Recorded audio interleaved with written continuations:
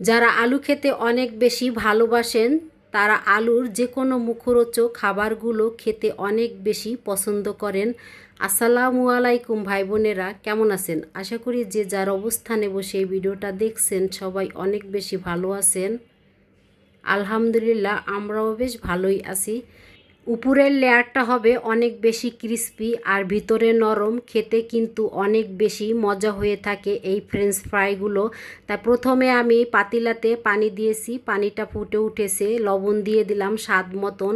Of ক্যামেরায় আমি আলু কেটে নিয়েছি ফ্রেঞ্চ ফ্রাই বানানোর জন্য।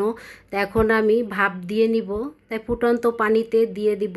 এখানে আমি আলু পুরোপুরি ভাপাবো না, 3 মিনিটের মতন ভাপিয়ে নিব। প্রায় 70% আলুটাকে ভাপাবো, তারপরে নামিয়ে নিব। তা ভিডিওর এই পর্যায়ে যে সকল ভাই বোনেরা ভিডিওটা দেখছেন, যদি রেসিপিটি ভালো লেগে থাকে তাহলে ভাই বোনেরা একটা লাইক দিয়ে দিবেন আশা করি। তা আলুটা ভাপানো হয়ে গেছে, এখন আমি পানির থেকে আলুটাকে ছেঁকে উঠায়ে নিচ্ছি। আর এই ধরনের আলুর ফ্রেঞ্চ ফ্রাইগুলো বাচ্চারা খেতে কিন্তু অনেক বেশি পছন্দ করে। আর এই খাবারগুলো বানাতেও কিন্তু অনেক বেশি সময় লাগে না, হাতে 10-15 মিনিটের টাইম থাকলেই বানিয়ে নেওয়া যেতে পারে খুবই অল্প সময়। এখানে আমি হাফ কাপের চেয়েও কম ময়দা নিয়েছি, সামান্য পরিমাণ লবণ দিয়ে দিলাম স্বাদের জন্য। আর এখন আমি পানি দিয়ে এভাবে নেড়ে চেড়ে লিকুইড বেটার বানিয়ে নিব, এটা পরবর্তীতে আমার কাজে লাগবে। তাই ভিতরে জানি কোনো লাঞ্চ না থাকে, সেজন্য আমি ভালো করে এভাবে পেস্টটা বানিয়ে নিয়েছি, এক সাইড করে রেখে দিলাম। তাই এখানে আমি নিলাম হাফ কাপ ময়দা, আর নিচ্ছি এখানে হাফ কাপের চেয়েও কম আমি কর্নফ্লাওয়ার। আর ঝালের জন্য এখানে লাল মরিচের গুঁড়ো দিয়ে দিলাম, স্বাদ মতন লবণ দিয়ে দিচ্ছি।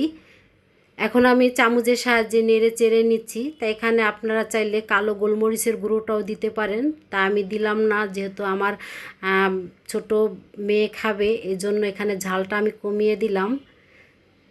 তাই ফ্রেঞ্চ ফ্রাই ভাজার জন্য এখানে যে সিদ্ধ করা আলুটা রেখে দিয়েছিলাম, সেই আলুকে আমি এভাবে লিকুইড বেটারের গায়ে লাগিয়ে নিয়েছি। এখন আমি এই ময়দার গায়ে লাগিয়ে নিব, এজন্য ময়দার উপরে একটা একটা করে আলু দিয়ে দিচ্ছি। এখন আমি হাত দিয়ে আলতোভাবে একটু চিপে দিব। আর এই কোটটা আপনারা একবার করতে পারেন, দুইবারও করতে পারেন, তবে আমি একবার করেছি। দুইবার করলে দেখা যায় উপরে লেয়ারটা অনেক মোটা হবে আর ক্রিস্পি হবে। এখানে যেহেতু কর্নফ্লাওয়ার দিয়েছি, খেতে কিন্তু ক্রিস্পি হয়, অনেক বেশি মজাই লাগে এভাবে বানালে। যারা কখনো এভাবে বানিয়ে খান নাই, তারা যদি রেসিপিটি ভালো লাগে একবার হলো বানিয়ে খেয়ে দেখতে পারেন। এই তো আমি সবগুলো এভাবে বানিয়ে নিয়েছি অফ ক্যামেরায়। তাই এখানে ফ্রাই প্যানে আমি দিয়ে দিলাম পর্যাপ্ত পরিমাণ সাদা তেল। তা তেলটা গরম হয়ে গেছে, এখন আমি একটা একটা করে ফ্রেঞ্চ ফ্রাই ভাজার জন্য আলুগুলো দিয়ে দিচ্ছি। আর চুলার আঁচটা এই পর্যায়ে কিন্তু আমি মিডিয়াম আঁচেই রেখেছি। তা একটা সাইড যখন ভাজা হবে, অপর সাইড ভাজার জন্য আমি ফ্রেঞ্চ ফ্রাইগুলো উল্টায় দিব। ফ্রেঞ্চ ফ্রাইগুলো এভাবে নেড়ে চেড়ে উপর সাইডটা ক্রিস্পি করে ভেজে নিব।